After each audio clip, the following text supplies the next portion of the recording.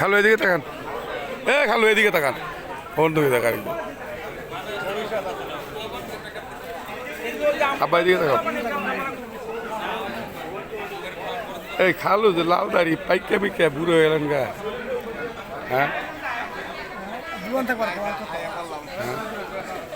মানে বৃষ্টিটা নাই, আল্লাহ তাআলার রহমত করছেন, আল্লাহর রহমত।